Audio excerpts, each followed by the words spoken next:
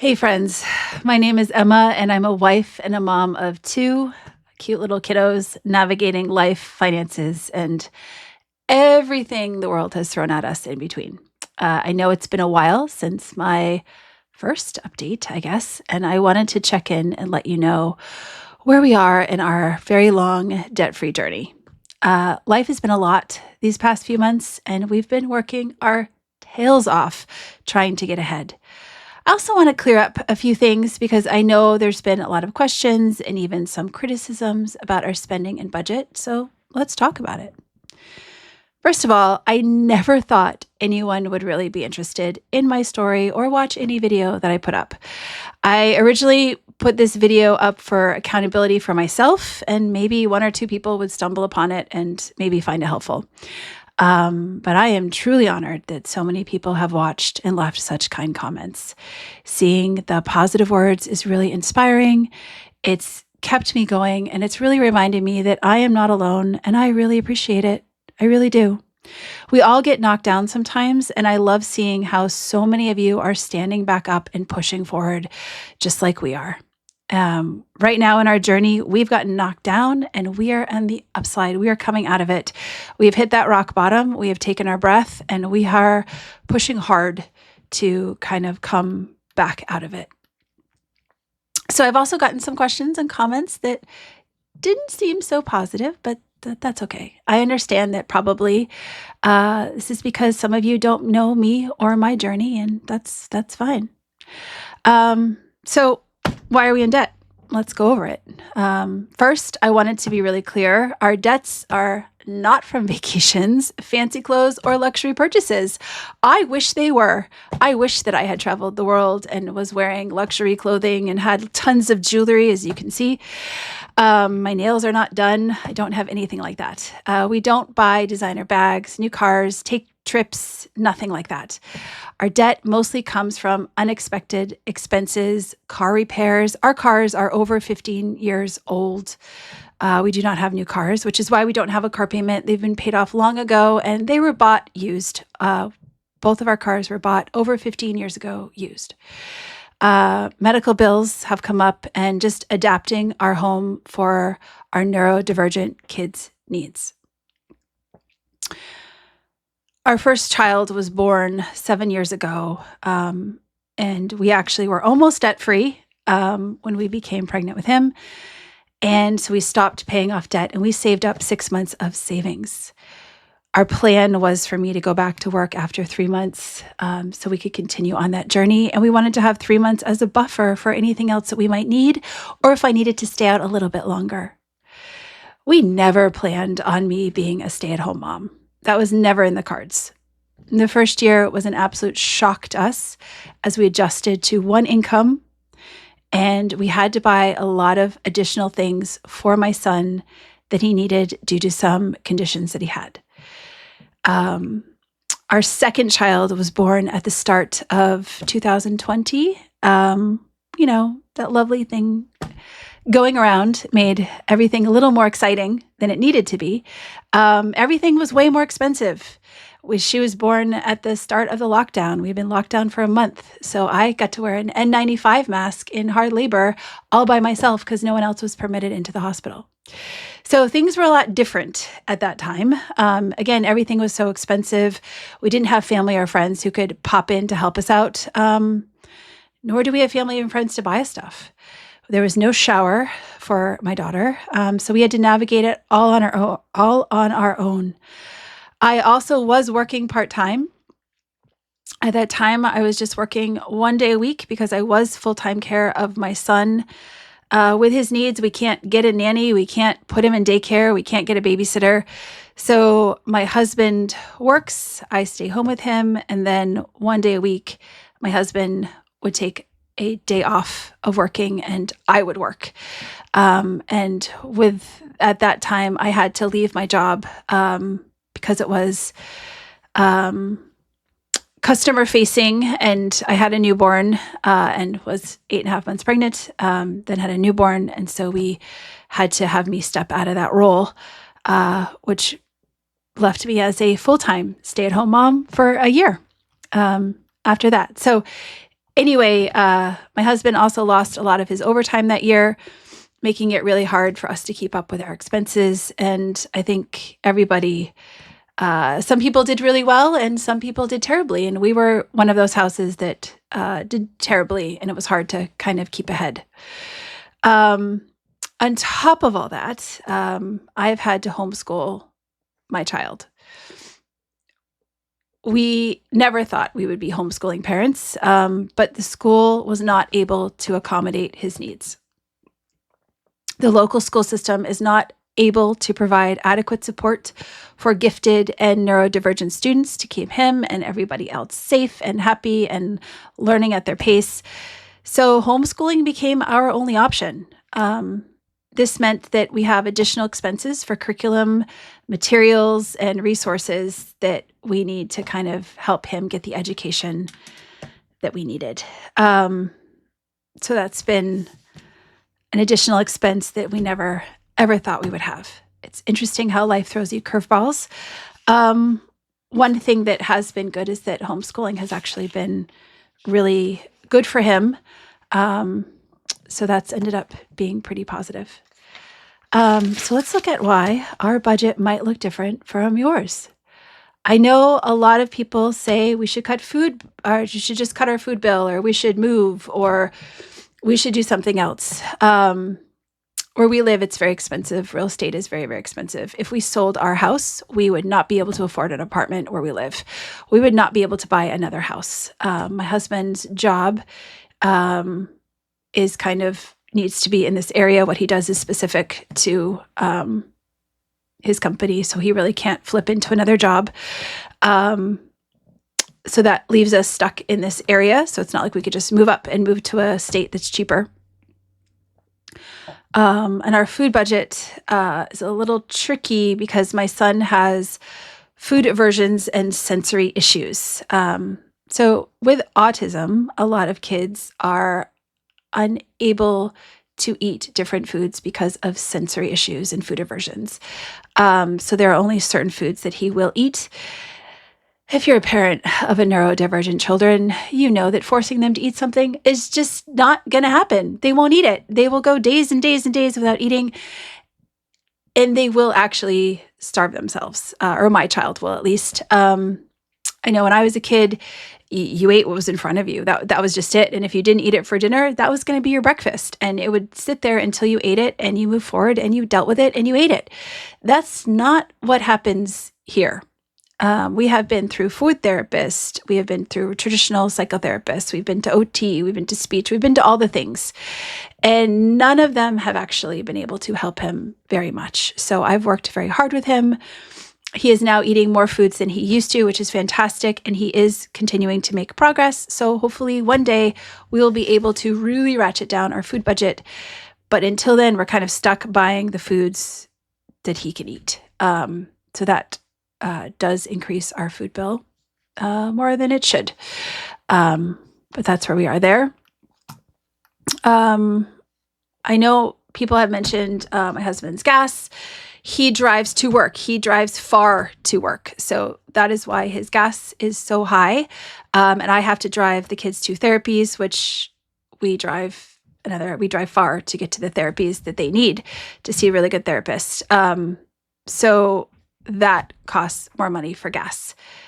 I know some people have mentioned my husband driving, and what about deducting gas for taxes? He drives to work and we have to pay tolls for him to get to work. He then drives for his company with a company truck. So we have to pay the gas to get down there, to get to his job, which is expensive. And then I have to drive to therapies for my kids, which is also expensive. So we do live in an area with one of the highest gas prices, highest electricity costs, and highest oil costs in the country. We are also not in a warm climate, so we can't go without heat. We have real winters, and heating is a necessity, not a luxury. A lot of our days are below 0 degrees. It is cold. It is very cold. With it getting lighter and warmer, we should be using fewer lights and heat, which hopefully will reduce our costs. I'm also going around unplugging everything to cut down on electricity waste. We keep our house at about 66, 68 degrees. I could go lower than that, but again, having kids with special needs, sensory issues, going too cold can kind of cause some meltdowns. So we've kind of figured out what temperature works, and that's where we are. So that's why some of the things we can't change, where you might be able to change them in your budget. So how are we moving forward? What have we done? Well, one of the biggest things I've realized is how much exhaustion completely affects your decision making. When you are chronically exhausted, you do not make the best financial choices. You're just surviving. And for us, that meant ordering takeout way too often last year because at the end of the day, I just didn't have it in me to cook. I do work. I know a lot of people have said that I should get a job or I should work part-time. I actually do. I teach internationally online when everyone is sleeping. So I was getting up at 2:00 in the morning and I would work from 3:00 in the morning till 6:30 in the morning when my husband would go to work, and then I would be with the kids. So I would do homeschooling, cooking, cleaning, keeping them going to their sessions, coming home, cooking dinner, all that kind of stuff, and going to bed around 8 or 9 o'clock when my kids went to bed. So I was averaging about 4.5 to 5.5 hours of sleep a night for years. And that has definitely gotten the best of me. And I ended up stopping for takeout for dinner too much when we coming back for therapy, or for lunch when I didn't have time to make food, or I was getting coffees or sugary snacks to keep myself awake and going and get through the day when we were coming home or out and about for things that we needed to do. So that being chronically exhausted, if you are working your tail off and you are so exhausted it's hard to function, that's where I was. Also in the last year, I've been struggling with health issues that have made me dizzy and even more exhausted, like malaise, like unable to function, exhausted.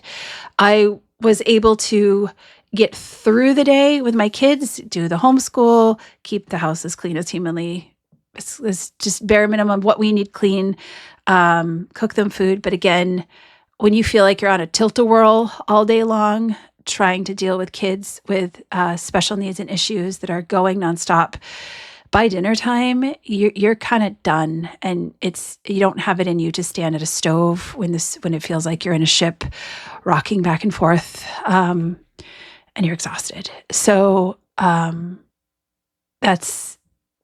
not my excuse, but that's my reason. That was what was happening. I am doing better. I've seen a lot of specialists. We still can't figure out what's going on, but my body has slowly started to feel better, and I'm functioning at a more human level at this point. So I decided to cut back on my hours of working. So I now wake up at 3 a.m. 5 days a week instead of 2 a.m., and I wake up at 4 a.m. 2 days a week. So I'm getting about 6.5 to 7.5 hours of sleep instead of 4.5 to 5.5 hours of sleep. This did cut down 7 hours of work that I got paid, which did cut back on our paycheck, but I'm a much better mom with a decent amount of sleep, and it's much easier for me to kind of make better decisions at the grocery store, cooking food, packing lunches, that kind of thing, with less sleep. So I feel like it's maybe kind of evened itself out or averaged out with that. So I am not earning as much money, but I am not as ill. So this extra rest has given me more time to cook. I have the bandwidth to pack my own lunches, my kids' lunches. I'm not grabbing something unhealthy or buying a coffee just to keep going. And I take a coffee and a snack for myself wherever I go. I drink black coffee. This is actually hot chocolate and coffee mixed together to make my own mocha. That's kind of all I drink. So I just pack it whether I want to drink it or not. That way I have it. So if I'm really tired, I don't have to buy anything. It's just there. I've been doing more meal planning, simple meals that my kids will eat, and trying to make them as healthy as possible. to help us avoid eating out. My son has been working so hard the last few months to try new foods. He can now eat baby carrots. So he eats a few baby carrots to replace some of the chips that he eats. He eats veggie straws. So we're trying to replace those. He'll sometimes tolerate eating a rotisserie chicken with mashed potatoes. I know rotisserie chicken costs more than me just making chicken at home, but he likes the texture of the rotisserie chicken better. So it's a healthier option than chicken nuggets. So I'm kind of going with it. We're trying this once a week to see if we can kind of get him more used to that, and then we can flip into me making chicken from scratch at home. These are all massive wins. If you have a neurodiverse kid, getting them to eat anything new, let alone 3 foods in 3 months, is a huge win.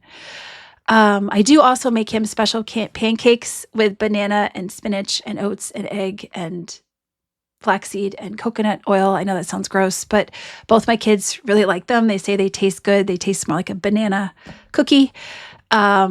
And it's the only way I could get him to eat a vegetable for years. So we do try to kind of think outside the box on a lot of things. But it's a little tricky.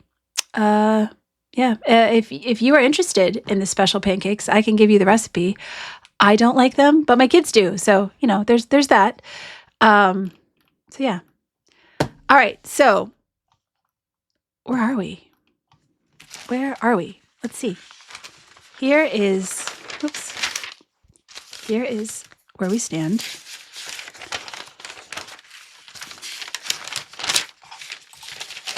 All right, so where are we? Cover that up. Here's where we stood back in November of 2024, right? So we owed a total of $69,811 in credit card. This is our percentage. I know somebody asked for that. Here they are. Our personal loan, all of our loans totaled $82,000, and our mortgage was $162,000. So we had a total of $313,984.60, which is nauseating. Yeah, and all I can do is stay calm because the inside of my body is retching right now. All right, so now we've actually made a lot of progress. Again, my husband and I have been working our tails off. He has been picking up every single bit of overtime he could possibly get. I was working a lot more hours teaching that I could with people on winter break and Christmas break. More hours were available, more classes were needed. So the overtime that we were able to get, the extra money, was kind of random, and it happened at a good time. We paid off Christmas in full. And we did make a significant hit on our debts. The amount of overtime that we got is not going to continue. Hopefully, my husband will continue to get some overtime, but not at the rate we were going to get. So this big switch of numbers is kind of an anomaly, and because we worked a lot. I literally haven't seen my husband in a few months because of this. We were kind of 2 ships passing in the wind, so to speak. So our new debt. So debt 1, we actually knocked it down to $14,496.07. The second debt, we knocked it down to $700.11. Third debt, we went from $20,000 to $15,540. This one here went from $11,000 to $4,250. This one we paid off in full. This one here didn't change much, docked to $7,200. This one here, $7,600. We have 0% until May. So that goes up to 29% there at that point, which sucks. And this one here, we just kicked it back a little bit. This one is 0. Our personal loan, we've been chugging away. So that's went a little bit smaller. Our overdraft, we paid that off completely. And this is our loan now. So what we owe now, this one here, we now owe $53,144.52, which is a huge decrease from almost $70,000 in credit cards. So we paid off $16,667.47 in the 4 months. Again, working our complete tails off and not doing too many extras at all. Our Our loans went down to $79,121.54. So our total that we owe is now $292,123.61. So we have gotten it under 300,000, which is still a nauseating number. I'm not going to lie. It still makes me kind of sick to think about that. But we made a huge breakthrough, and I'm really proud of us for how we were able to kind of buckle down and to get this much ahead. It's still difficult to pay minimums. We still can't kind of get by unless there's overtime. So we still have a long way to go. But this is a much better number. I feel like whenever you start to get traction, right, something kicks you in the teeth a little bit. So right now we have a emergency dental bill. I have $1,500 in savings, which is really exciting on top of that. So we actually had breathing room. But now my husband has emergency dental work that's going to cost us $3,000. So he has to do that next week. So that gets savings. We can say goodbye to that. And I've got to find an extra $1,500 to pay for this. I do not want to add to our credit card. So we are working really hard to try to figure out how we can kind of come up with that money or come up with that money quickly. And yes, these are my notes on how much we had, in case you're wondering what that is. So I didn't have to total it on here with you. So anyway, I've got to come up with $1,500. So we are going to be doing a no spend month, possibly this month and next month, to see how we can free up enough money to cover this without adding to more debt. I know doing a no spend month will be challenging with neurodivergent kids who need to have special foods and special things, but we're going to do our best to eat what we have in the house while still keeping the foods as similar as possible. I may need to go to the store for some specific items to accommodate my kids' needs, but the goal is to keep an additional spending as low as possible. So despite all these challenges, so far, we are working hard to move forward, and I think we're making real progress. We've been really mindful of our spending. We haven't really spent anything, really. We've stuck to our plan, and we've tried to focus on what really matters. The only thing we've spent on is at the grocery store when things are on sale. We'll try to stock up to kind of offset the balance of the rising food costs. My daughter has grown, though, so she might need some new clothes, and right now she's just wearing her brother's hand-me-downs. So that's another thing we're doing is she wears his hand-me-downs. So one of the biggest challenges that we are implementing starting today is we're going to try to track every dollar that we are spent. When you are working so much and when you are so busy, it is hard to remember everything that you've spent. And it's easy to say, oh, this is just a couple dollars. I'll remember that. And then you forget. And the next thing you know, you've spent $50 to $100 not even thinking of it. So small impulses add up fast. So we're going to start writing down every expense that we spend, and we're going to see where the money actually goes, to try to keep us a little more accountable and adjust when needed. We've also, like I said, turned the lights off and TVs off when we're not in the room, and I am unplugging everything that we are not using to decrease the electricity coming into this house. So hopefully that will show in next month's bill. We've also added some strict but realistic guidelines. So takeout is now limited to 1 day a week. This is helping us maintain structure for the kids while also saving some money. The kids have a therapy session during their dinner time 1 night a week. So takeout is allowing them to kind of eat close to their normal time, keeping their night schedule consistent. With autism, this is very important. We've been trying to figure out and explore ideas based on foods my son will eat, what we could have ready for them as soon as they walk in the house, but we have not come up with a good solution yet that they can eat quickly upon entering the house. So my goal is to not get takeout at all ever again, but this will be a longer process to kind of find the answer to this particular problem. I've also been packing snacks and coffees again for me before I leave the house. So that stopped me from getting something from a drive-through when we're headed to or from therapy or running errands. So another weird shift that I noticed was decluttering. Since I started having the energy, was able to kind of go through bins of clothing and toys that the kids absolutely don't need anymore, that are really baby toys. And I tried to sell some things around Christmas that we didn't need anymore, and donating other things that weren't really so sellable. It's freed up a little bit of space in the house, and it's also brought in a little extra cash that we were able to put toward debt. It was only I think we made about $300. So that helped with Christmas and debt and kind of catching our breath. But clearing out physical clutter kind of helps you mentally. It's making me a little more intentional about what we actually need. And it's interesting that your brain also does this weird kind of shift when you start saying, I don't need this, let's donate this, let's give this away. Your brain starts to second guess purchases because it gets in this habit of saying, I don't need this, let's give it away. So when you go in a store, you're kind of less likely to say, ooh, we should get this, or, oh yes, let's get this. So that's been an interesting shift. My son also was able to declutter some of his old toys. He finally was willing to part with them.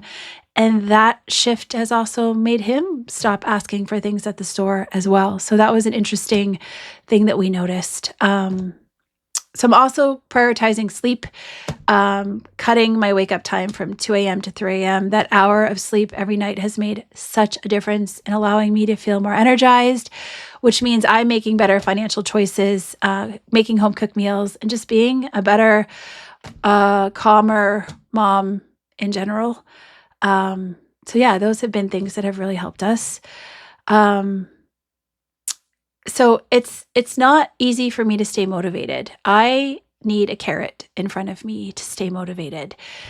Paying off debt is not enough for me to stay motivated in making all of these sacrifices and changes. So I have decided that I am going to try to pay off all of our credit card debt in 3 years. Can it happen? I don't know. Currently, it's not doable, but I honestly think it could be doable, and I am determined to figure out how we're going to do it. I'm keeping this goal I know it's a little bit out of reach, but I think it's going to help me stay focused every day. It's kind of my stretch goal, and I think I could potentially make it, and I am going to try. I can be very determined when I want to be, and I think this is going to be something that helps me determined and stay on task and kind of keep this right in front of my eyes at all times. So that's our update. That's where we stand now. So we were able to kind of kick out over $16,000 of debt. We owe $53,000 now on credit cards. Overtime has dried up a little bit, so the progress is going to be a lot slower, but we're still looking at ways where we can cut spending, trying to figure out different ways where we can cut our budget for food, how I can make meals using things that I already have that the kiddos will eat, and how to cut electricity and other things. So that's our update video. I will do a budget video next where I'll lay out all of our expenses for this month and next month's, trying to plan ahead to see where we could stand, or we will stay, or kind of see where we are. So if you've stayed to the end of which I feel like is a rambling video, thank you. Thank you very much. And let me know what your challenge goal is in the comments. And do you think that goal will keep you motivated? Also, if there's anything else you'd like me to cover, please let me know in the comments that you might find interesting. Homeschooling, weird spinach pancake recipes, decluttering, or anything else that I've covered that you might be interested in. For anyone else struggling with debt, know that you're not alone. We all face setbacks, and what matters is that we keep pushing forward. When you get knocked down, you get back up. So let's do this together. See you next time. Bye.